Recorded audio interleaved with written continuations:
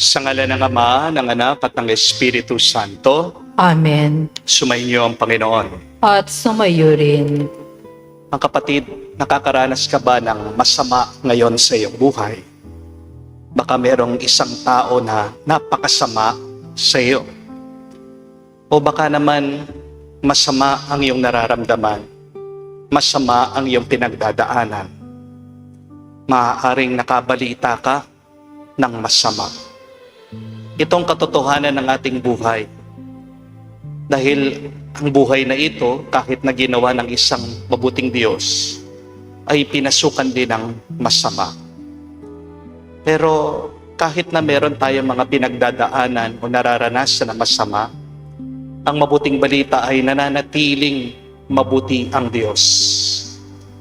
At tayo'y mga anak niya.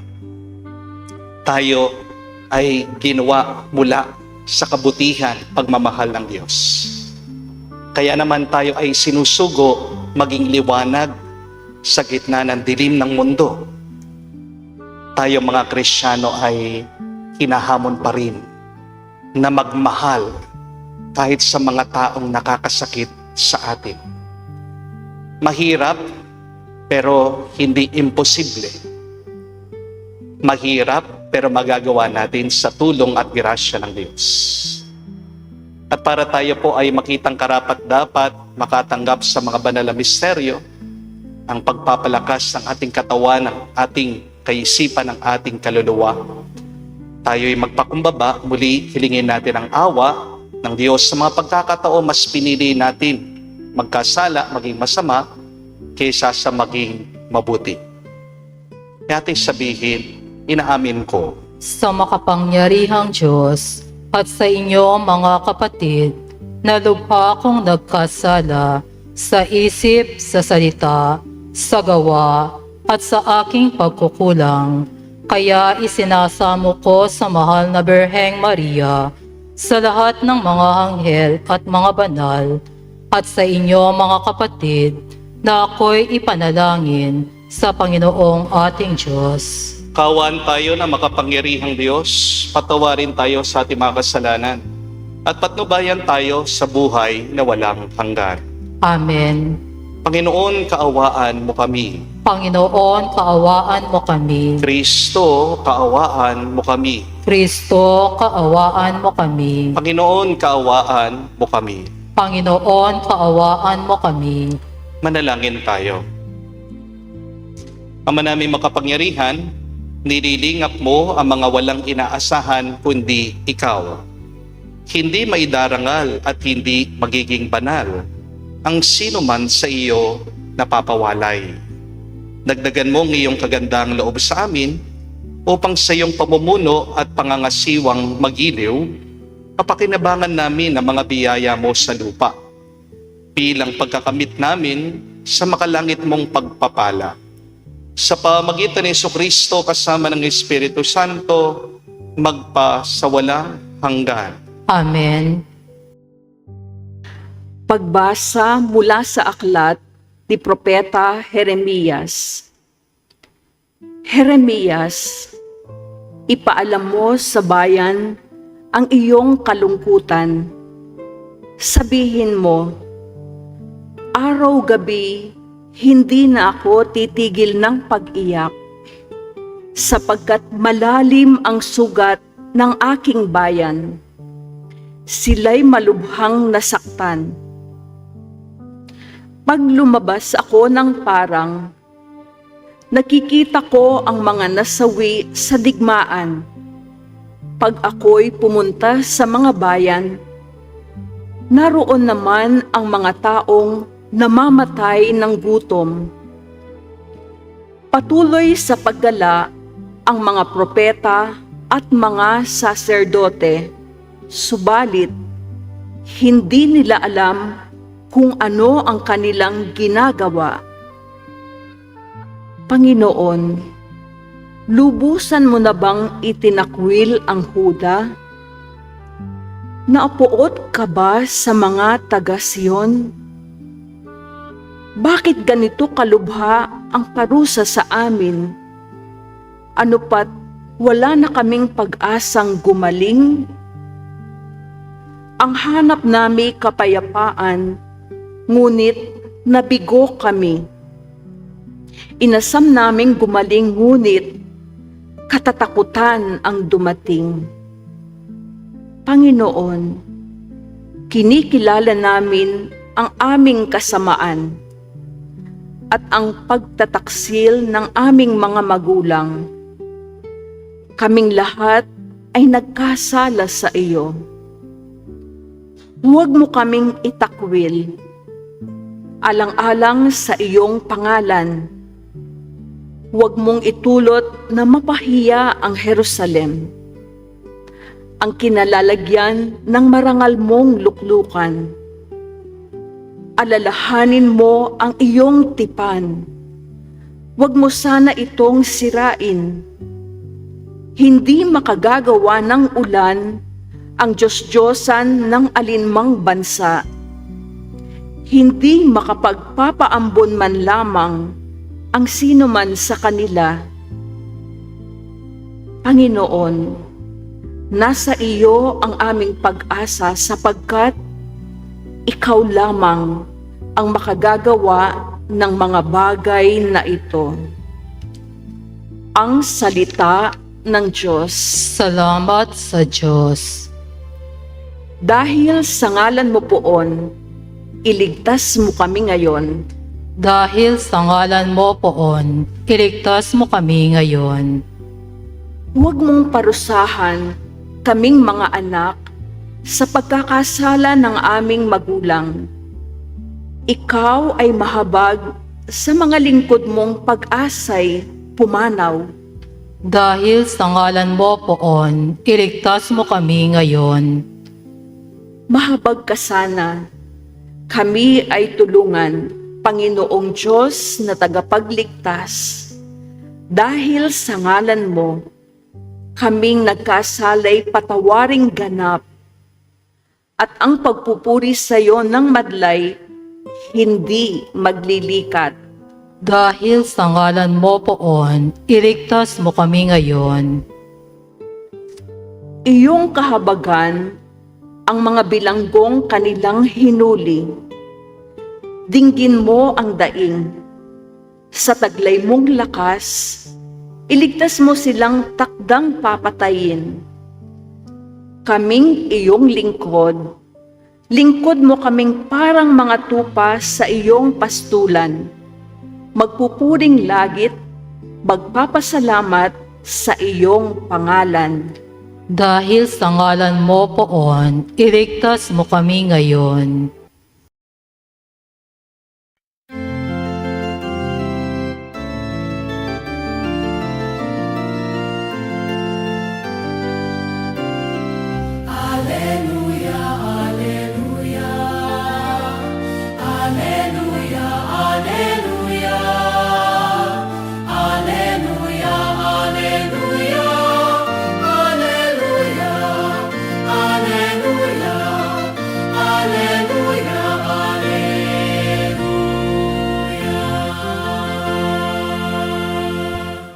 Salita ng Diyos, ang buto na tanim ni Jesucristo upang tumubo sa tao. Aleluya, aleluya. Sumainyo ang Panginoon. At sumayo rin. Ang mabuting balita ng Panginoon ayon kay San Mateo. Papuri sa iyo, Panginoon. Nung panong yun, iniwan ni Jesus sa mga tao at pumasok sa bahay. Lumapit ang kanya maalagad at sinabi sa kanya, "Ipaliwanag po ninyo sa amin ang talimhaga tungkol sa masasamang damo sa bukid." Ito ang tugon ni Jesus. Ang anak ng tao ay naghahasik ng mabuting binhi. Ang bukid ay ang sanlibutan. Ang mga taong pinag-aarian ng Diyos, ang mabuting binhi. At ang mga taong pinag-aarian ng Diablo, ang masasamang damo. Ang kaaway na naghasik na mga iyon ay walang iba kundi ang Diablo. Ang pag-aani ay ang katapusan ng daigdig. At ang mga anghel ay ang mga tagapag-ani. Kung paanong iniipon ang mga damo at sinusunog, gayon din naman ang mangyayari sa katapusan ng daigdig. Susuguin ng anak ng tao ang kanyang mga anghel at iipunin nila mula sa kanyang pinaghaharian ang lahat ng nagiging sanhi ng pagkakasala at ang lahat ng gumawa ng masama at ihahagis sa maningas na pugon. Doon mananangis sila at manggagalait ang kanilang ngipin at magliliwanag parang araw ang mga matuwid sa kaharian ng kanilang Ama. Ang may pandinig ay makinig. Mga kapatid, ang mabuting balita ng ating Panginoon. Pinupuri ka namin, Panginoong Jesucristo. Magandang araw po muli sa inyong lahat. Baka hindi niyo po alam, nung nakaraan lang pong weekend, naging viral na naman po ako sa social media. Meron po kasing isang Facebook page na kumuha ng isang sentence lang ng aking homily at pinost po nila sa page nila. Ang lumalabas po, parang sinabi ko lamang, ang daming tao sa hospital na lumalaban para mabuhay. Pagkatapos ikaw na pagkalusog-lusog mo, nadidepress ka, nabasa po yun ni Kuya Kim Atienza. At dahil alam naman po natin ang pinagdaanan ni Kuya Kim ng kanyang pamilya dahil po sa depression ng kanyang anak, nasaktan po siya sa nabasa niya. At sa totoo lang po, nauunawaan ko po siya. Kung yun lang ang mababasa mo, maaaring iisipin mo na talagang manhid ako at wala akong malasakit sa mga taong dumaranas sa depression. Pero ang totoo po, ang pinost nila ay isang pangungusap lang. Kinuha po nila ito mula dun sa 20-minute na homily ko. Ang buong punto ko po dun sa aking homily, kung matatandaan niyo po, balikan niyo yung aking video, ay tungkol po sa pasasalamat at sa perspektiba.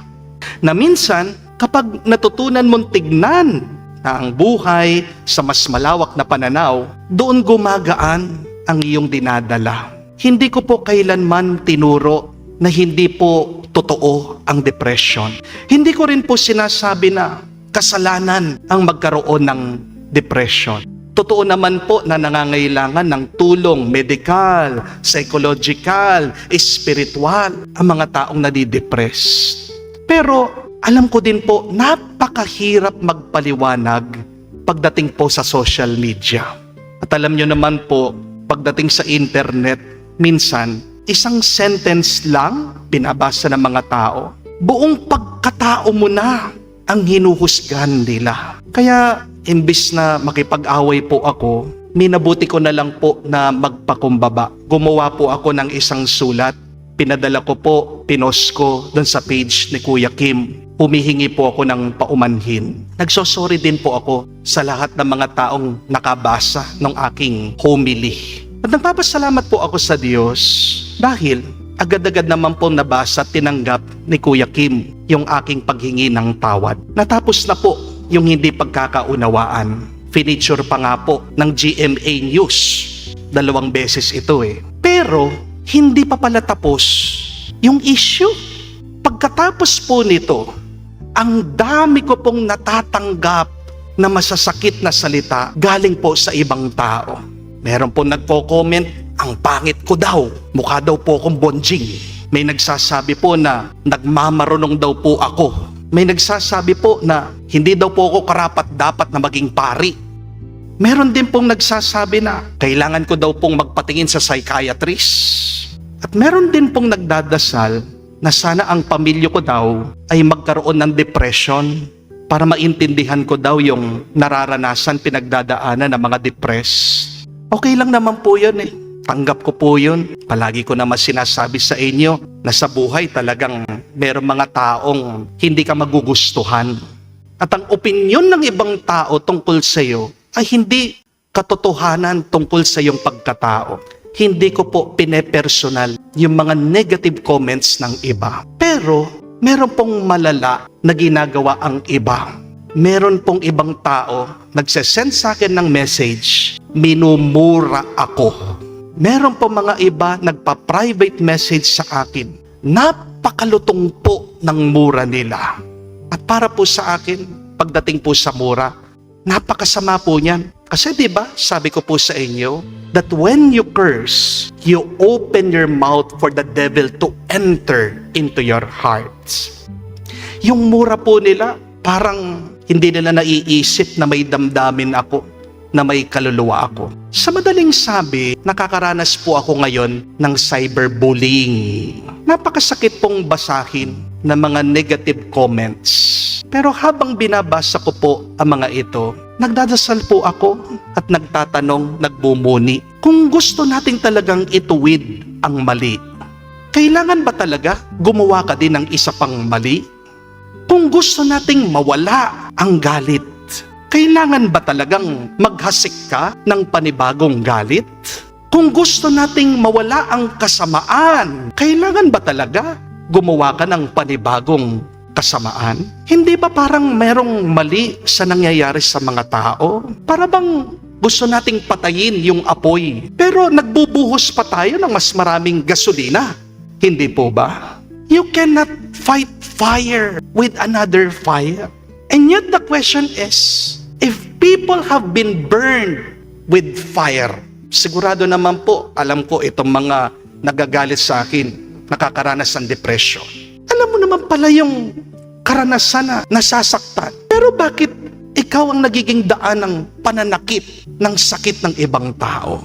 Yun po yung pinagmumunihan ko. Yun po yung pinag-iisipan ko, pinagdasal ko over the weekend. At salamat sa Diyos dahil binigyan po ako ng sagot ng Diyos na ngayon pinapalinaw din sa ating lahat sa pamamagitan po nitong ating ebanghelyo. Sabi po ni Jesus, ang mabuting bini ay tinanim niya. Pero merong isang kaaway na dumating noong gabi, nagtanim naman ng damo na masama sa gitna ng mga trigo. Napakaganda pong larawan ito. Ibig sabihin, merong mga pagkakataon talaga na hindi naman talaga ikaw ang nagtanim ng galit, ng sugat. Hindi naman talaga ikaw ang nagtanim ng masama sa iyong puso. Hindi talaga ikaw ang nagtanim ng mali. Pero ang problema, maaaring ikaw yung nagdidilig para lumaki yung sukal na damo. Dahil minsan, hindi naman po tayo yung nagsisimula ng problema eh. Pero minsan, aminin man natin o hindi, tayong nagpapalaki dito. Amen? Hindi naman tayo yung nagsimula ng chismis. Pero minsan tayo yung nag-share nito. Di po ba? Hindi naman tayo yung unang nagalit, pero tayo yung naghihiganti. Hindi naman tayo yung unang nanira, pero minsan ninanais nating mapahiya yung tao. Mga kapatid, marami ng sukal na damo ang kusang tumutubo sa ating buhay. Pero mas marami po ang lumalaki pang masamang damo dahil merong tao ang nagpapatuloy na nagdidilig dito. Meron po napakagandang turo ang mga Griyegong pilosopo. Ang tawag po sa kanila, yung mga Stoics. Ang sabi po nila, we suffer more in our imagination than in reality. Isipin niyo po, marami ang mga nahihirapan, hindi dahil yun talaga ang karanasan sa realidad. Marami ang mga naghihirap, nagdurusa dahil sa mga iniisip nila. Amen? Minsan, meron tayong mga kaaway sa buhay, hindi dahil yun ang totoo, kung hindi minsan ginagawan natin ng kwento ito. Amen? Iniisip natin na siguro wala siyang pakialam. Siguro sinasadya niya yun. Siguro minamaliit ako. Wala naman sinabi talagang ganun yung tao eh. Gumagawa ka lang minsan ng sariling interpretasyon mo sa iyong isip. Amen? Wala namang ebidensya eh. Pero nakakagawa tayo ng buong pelikula sa ating kalooban. Ang paalaala po ng ating Panginoong Jesucristo sa atin ngayon, huwag kang magdadagdag ng damo kung ang tinanim niya ay mabuting trigo. Huwag ka nang magtatanim ng masama kung ang pinapatubo ng Diyos sa buhay mo ay mabuti. Mga kapatid, dumating po ang ating Panginoong Jesucristo dito sa mundo. Inalis na niya ang tinik ng kasalanan. Hari nawa, wag nating ibalik yung inalis na ng Panginoon. Wag nating dumihan yung nilinis na ng Diyos. Wag nating wasakin yung binuo ni Jesus. Hindi ko po alam kung napansin niyo po ito pag nagbubukas po kayo ng social media, kapag dumadaan po yung mga balita sa inyong feeds. Parang araw-araw na lang merong bagong kwento ng karahasan, ng pagdurusa, ng kasamaan. Meron po mga hino-hold up, pinapatay, marangal naman pong naghahanap buhay. Meron po mga estudyante ngayon, naglalabas ng death threat laban po sa kanilang mga kaklase. Magpapaputok daw po sila, babarilin daw po nila mga kaklase nila sa paaralan. Meron pong mga nire-rape, tinatapon po yung mga bangkay nila sa kalsada. Meron pa rin po mga Kristiyano sa ibang bansa, pinapatay dahil po sa kanilang pananampalataya. Meron pong mga pamilya nawalan ng bahay dahil po sa digmaan, dahil po sa kaguluhan. Nakakaawa po, nakakalungkot. Meron din po mga sanggol, mga bata na mamatay, nagiging biktima ng gera. Meron po mga tao binebenta, pinagbibili bilang alipin. Meron pa rin po hanggang ngayon na slave trade. At meron po mga bata dito po sa Pilipinas, baka hindi po kayo aware, pinipilit po ng mga magulang nila na maghubad, gumawa ng kahalayan, ng pornografiya para lang po sila ay kumita. Napakarami pong masamang nangyayari ngayon sa ating mundo. Kaya nga po mga kapatid, wag na sana nating dagdagan yung kasamaan na kumakalat. Amen? Be an instrument of peace. Be ways of love and compassion. Be doors of hope. Kung may galit ka pa, wag mo nang dadagdagan ng puot. Kung may lungkot ka, wag mo nang dadagdagan ng pagmumura. Kung may kasinungalingan, wag ka nang gagawa ng fake news. Kung may kadiliman, wag na nating dadagdagan ng isa pang anino. Mga kapatid, hindi po tayo tinawag ng Diyos upang manugat. Tinatawag tayo ng Diyos para maghilom. Hindi po tayo tinatawag ng Diyos na maghasik ng puot. Tayo'y tinatawag niya na magkalat ng pag-ibig at pagmamahal. Hindi po tayo tinatawag ng Diyos para paramihin ang dumi. Tayo po ay tinatawag ng Diyos na mag-ayos ng buhay. Hindi po tayo tinatawag ng Diyos na magparami pa ng dilim. Tayo ay tinatawag niya para maging daan, para maging liwanag ng mundong ito. Kaya sana naman po, bago po kayo magsalita, mag-post, maghusga sa social media, ito muna po ang tanungin niyo sa inyong mga sarili. Ang gagawin ko ba ay makakaragdag sa kasamaan o yan ba ay makakaragdag sa kabutihan? Tandaan po ninyo, hindi ka naman responsable sa lahat ng mga damong tinanim ng kaaway. Pero responsable ka kung ikaw yung nagdidilig ang nagpapalaki dito. Hindi po ba? You may not be the one who planted the evil seed. And yet there is a danger. You may be the one watering that evil seed. You may be responsible for allowing that weed to grow in this life. Kaya kung gusto po nating mabawasan ang kasamaan ng mundong ito, wag po tayong maging katulong ng dyablo sa pagtatanim ng damo. Sa halip, maging katulong sana tayo ni Kristo sa pagtatanim ng trigo, ng kabutihan, ng katotohanan, ng pagpapakumbaba, ng awa, at ng pag-ibig. Amen? Sapagkat hindi po kailanman magbubunga ng kabutihan ang paggawa mo ng kasamaan. Ang kasamaan, kung gusto mong matalo yan, gumawa ka ng mabuti. Piliin mo ang maging mabuti. Amen? Remember, if you cannot help the wheat to grow, at least do not water the weeds. Meaning, if you cannot do any good today, at least avoid doing something bad. Kung wala ka din namang gagawing mabuti, sana wag kang gumawa ng masama. Amen? Kapatid, meron pong dalawang binhi na nakatanim sa ating mga puso. Ang mabuti at ang masama. Nasa iyong ginagawa, ano ang palalakihin mo? Anong tutulungan mong mamunga sa iyong buhay? Ang mabuting balita, may grasyang palaging binibigay ang Diyos sa atin para tulungan ang mabuti na tumubo para malabanan natin ang masama sa ating buhay. Palagi sana nating piliing maging mabuti sa lahat na nangyayaring masama sa ating buhay. Dahil kapag pinipili mong maging mabuti, diyan nagiging mas maganda ang iyong buhay. At diyan nagiging mas payapa ang ating karanasan. Hingin natin ang tulong ng Diyos dahil sa Kanya lamang tayo magiging mas malakas, magiging matibay. Amen. Tumayo po tayo, alay po natin sa Diyos ang ating mga dasal at panalangin.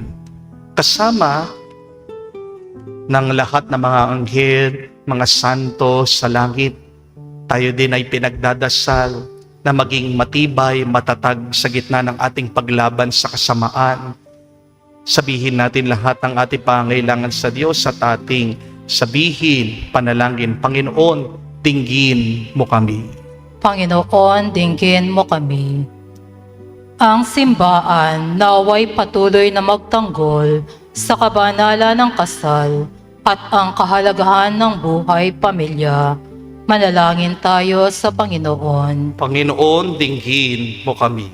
Ang mga magulang naway maitanim sa isip at puso ng kanilang mga anak ang mga aral sa pagmamahalan at kabanalan. Manalangin tayo sa Panginoon. Panginoon, dinggin mo kami. Ang mga anak naway laging magmahal at gumalang sa kanilang mga magulang at mga ninuno. Manalangin tayo sa Panginoon. Panginoon, dinggin mo kami. Sa katahimikan po ng ating puso, sabihin natin sa Diyos ang ating mga personal na pangangailangan. Panginoong Diyos, basbasan mo ang aming mga tahanan. Pagbuklurin mo ang aming mga anak na lalaki at babae na maging isang pamilya sa iyong simbahan. Hinihiling namin ito sa pamagitan ni Kristo, aming Panginoon. Amen.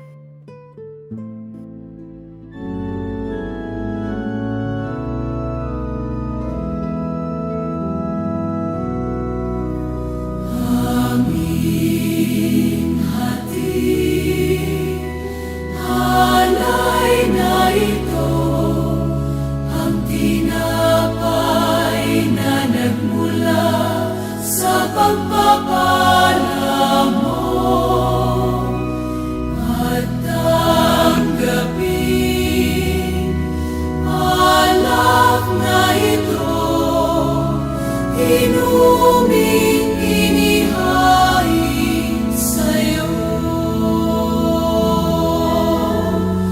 Mahal naming Diyos, inyong tanggapin ang munting alay mula sa amin. Buong puso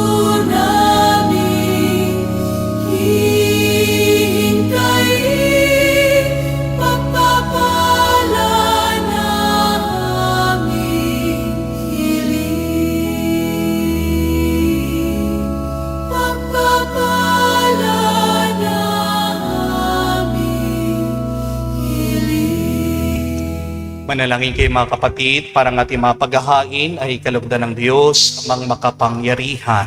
Tanggapin nawa ng Panginoon itong paghahain sa iyong mga kamay, sa kapurihan niya at karangalan, sa ating kapakinabangan at sa buong sambayanan niyang banal. Ama naming lumikha, tanggapin mo mga alay na sa iyo rin nagmula at ngayon aming inihahanda sa iyong dambana upang sa aming ginaganap na pagdiriwang ang iyong pagdingap ay magtaguyod sa tanan at mapagbanal sa aming pamumuhay sa kasalukuyan at mag-akay sa amin sa liwanag na walang katapusan. Sa pamagitan ni Jesucristo kasama ng Espiritu Santo, magpa sa walang hanggan. Amen. Sumainyo ang Panginoon. At sumayo rin. Itaas sa Diyos sa inyong mga puso at diwa. Itinaas na namin sa Panginoon. Pasalamatan natin ang Panginoong ating Diyos. Marapat na siya ay pasalamatan. Ama naming makapangyarihan, tunay nga marapat ikaw ang aming pasalamatan sa pamamagitan ni Kristo na aming Panginoon. Sa iyong paglilingap at kagandang loob, ang tao'y nilikha mo, pinangasiwaan sa sansinupok.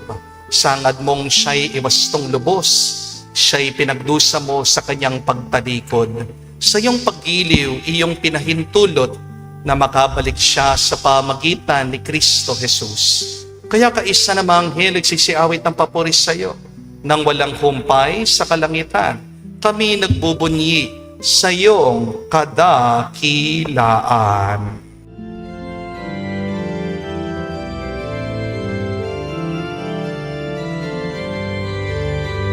Santo, Santo, Santo, Panginoong Diyos ng mga hukbo, napupuno ang langit at lupa ng kadakilaan mo.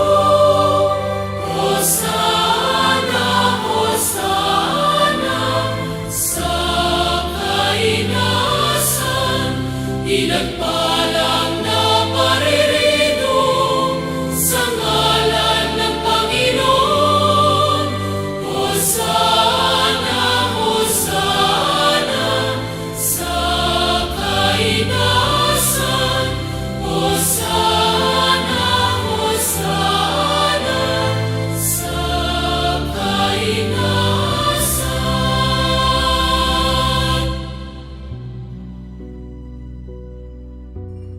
Ama naming banal, ikaw ang bukal ng tanang kabanalan. Kaya't sa pamagitan ng iyong Espiritu, gawin mong banal ang mga kaloob na ito upang para sa amin maging katawan at dugo ng aming Panginoong Heso Kristo. Bago niya pinagtiis ang pusang loob na maging handog, hinawakan niyang tinapay, pinasalamatan kanya, pinaghati-hati niya iyon, inabot sa kanya malagad at sinabi, "Tanggapin ninyong lahat ito at kanin.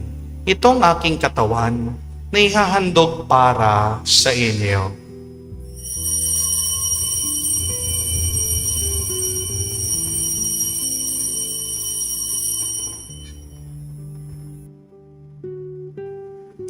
Gayon din naman na matapos ang hapunan, hinawakan niya ang kalis. Muli kanyang pinasalamatan. Nabot niya ang kalis sa kanyang malagad at sinabi, "Tanggapin ninyong lahat ito at inumin. Ito ang kalis ng aking dugo, ng bago at walang hanggang tipan. Ang aking dugo na ibubuhos para sa inyo at para sa lahat, sa ipagpapatawad ng mga kasalanan. Gawin ninyo ito sa pag-alaala sa akin."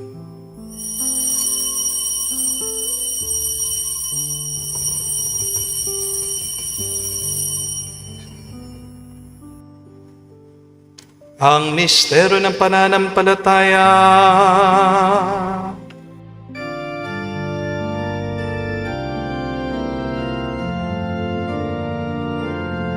Si Kristo ay namatay, si Kristo ay nabuhay,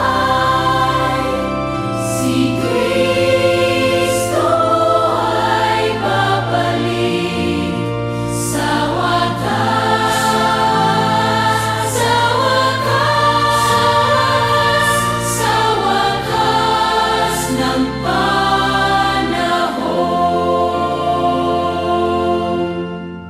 Ang mga ginagawa namin ngayon ng pag-alaala sa pagkamatay muling pagkabuhay ng iyong anak, kaya tinialay namin sa iyong tinapay nagbibigay buhay at ang kalis na nagkakalob ng kaligtasan. Kami nagpapasalamat dahil kami iyong minarapat na tumayo sa harap mo para maglingkod sa iyo. Sinasamo namin kami magsalo-salo sa katawan at dugo ni Kristo ay mabuklod sa pagkakaisa sa pamagitan ng Espiritu Santo. Amalingapin mong iyong simbahan laganap sa buong daigdig. Puspusin mo kami sa pag-ibig. Ay San Leon ang aming Santo Papa, si Florentino aming Arsobispo ng Tanang Kaparian, Alalahanin mo rin ang aming mga kapatid na naghimlay. May pag-asang sila'y muling mabubuhay. Gayon din naman lahat ng mga pumanaw. Kaawaan mo't sila't patuloyin sa iyong kaliwanagan. Kaawaan mo't pagindapatin kaming lahat, makasalo sa iyong buhay na walang wakas. Kaisa na mahal na Birhen Maria, Ina ng Diyos. Kaisa ni San Jose ang kanyang malwalhating esposo. Kaisa na mga apostol, lahat na mga banal, na namuhay dito sa daigdig na kalugod-lugod sa iyo. May pagdiwang nawa namin ang pagpupuri sa ikararangal mo sa pamagitan ng iyong anak aming Panginoong Hesu Kristo. Sa pamamagitan ni Kristo, kasama niya at sa Kanya, na lahat ng parangal at papuri ay sa iyo, Diyos Ama, makapangyarihan, kasama ng Espiritu Santo, magpasawalang hanggan. Amen. Amen. Amen. Amen. Amen. Sa nakagaling na utos sa turo ni Jesus sa Panginoon natin na Diyos, ipahayag natin ang lakas loob.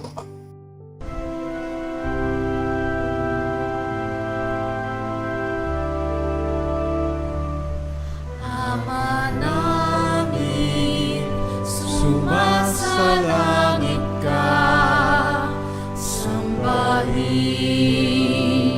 ang ngalan mo, mapasa amin ang kaharian mo, sundin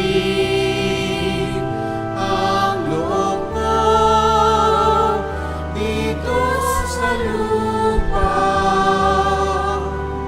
para ng sa langit. Bigyan mo kami ngayon ng aming kakanin sa araw-araw, at patawarin mo kami sa aming mga sala, para ng pagpapatawad namin sa nagkakasala sa amin.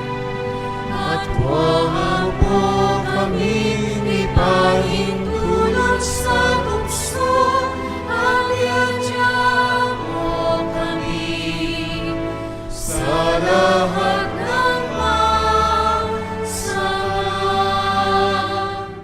Iniiling namin kami iadya sa lahat ng masama, pagkalooban ng kapayapaan araw-araw.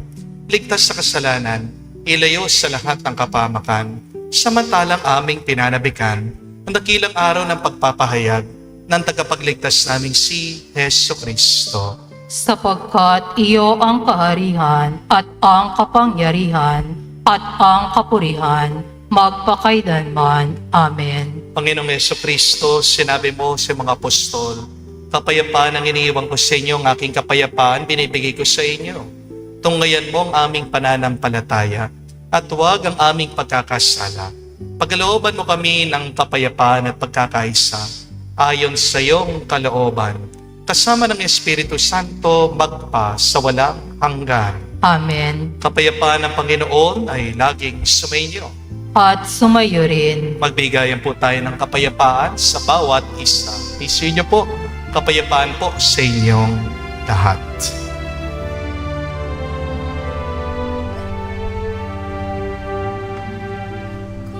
Kordero ng Diyos na nag-aalis ng mga kasalanan ng sanlibutan, maawa ka sa amin, maawa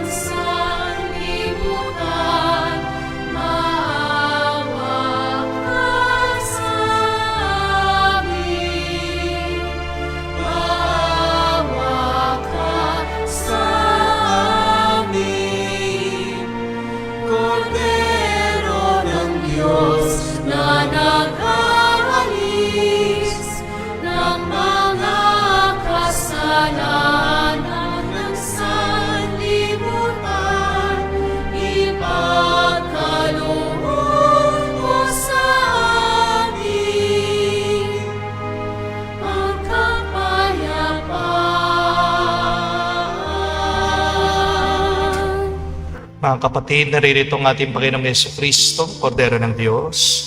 Siya nag-aalis sa mga kasalanan ng sanlibutan. Mapalad tayong lumalapit sa piging ng Kordero. Panginoon, hindi ako karapat-dapat na magpatuloy sa iyo. Ngunit sa isang salita mo lamang ay gagaling na ako.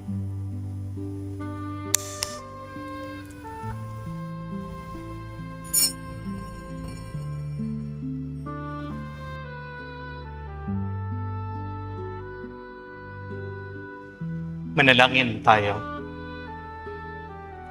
Ama namin mapagmahal, pinagsaluhan namin sa banal na pakikinabang ang alaalang walang kupas ng iyong anak na nag-alay ng sarili niyang buhay para sa aming kaligtasan. Pagkaloob mong ito ay magdulot ng pag-unlad sa pinamana niya sa aming pagliligtas.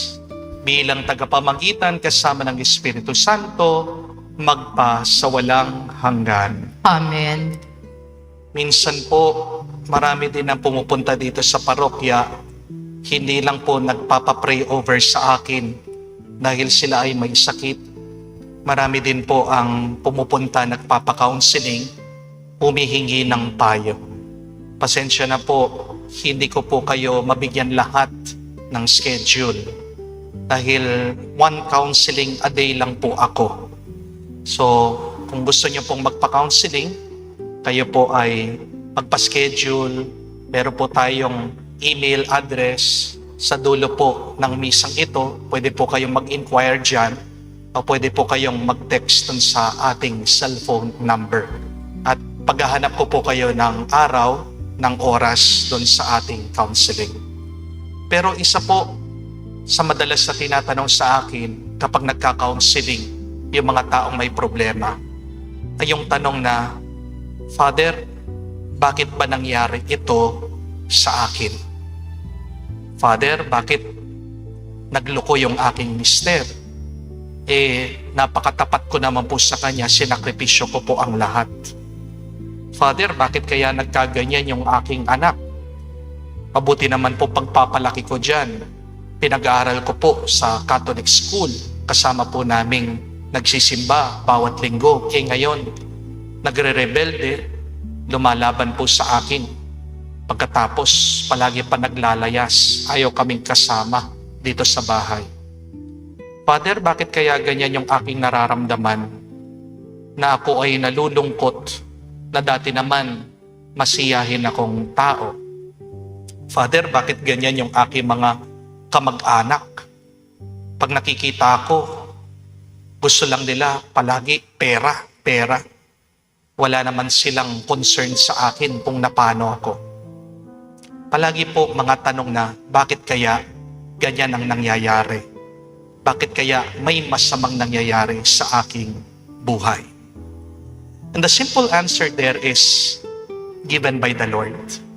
Kung babalikan niyo po ang ating ebanghelyo, ito ay dahil may masama na tinanim ang dyablo, ang kaaway ng Diyos, dito sa mundo, sa puso ng tao. Natandaan niyo po ang napakahalagang aral ngayon. You're not responsible for that evil seed growing in your heart. But you are responsible if you water to that evil seed, to that evil plant. Di mo naman kasalanan na may masamang nangyayari sa iyong buhay. Di mo naman kasalanan bakit masama ang ibang tao sa iyo. Ang kasalanan mo ay kapag tinutulungan mo pang lumaki yung masamang damo sa iyong puso. Kaya nga, gayahin natin si Kristo palagi that we should choose to be good despite of the bad things that are happening in our life. Choose forgiveness even in the midst of anger. Choose to be humble despite of the pride of other people. Hindi mo malalabanan, mapupuksa, mapagtatagumpayan ang masama sa pamamagitan ng isa pang masama. You cannot produce good by being evil. You do not fight evil with another evil. Kapag nilalabanan mong masama gamit ang isang masama, parang mayroong apoy na binubuhusan mo ng gasolina. Hindi po ba? Magandang pagmunihan yan. Ano ang tinutulungan kong tumubo sa aking puso? Ang mabuti ba at masama? Yan naman, mga kapatid, magpatulong tayo palagi sa Diyos. Ngin natin palagi ang kanyang grasya. Naway tulungan natin yung kanyang mabuting binhi, siyang mas mabilis na tumubo para tong mabuting bungang ito ang magbibigay sa atin araw-araw ng tuwa, ng lakas at ng kapayapaan. Kung wala ka ding mabuting magagawa ngayon, huminto ka muna, magdasal at palaging makinig sa Kanya. Dahil hindi tayo magkakamali kapag ang Diyos ang ating sinusundan, kapag ang Diyos, siya ang nagahari sa ating puso. Sumayin niyo ang Panginoon. At sumayo rin. At kayo basbasa ng Diyos, makapangyarihan sa lahat, sa ngalan ng Ama, ng Anak, ng Espiritu Santo. Amen. Ang ating misa ay natapos na. Humayo kayo sa kapayapaan ni Kristo. Salamat sa Diyos.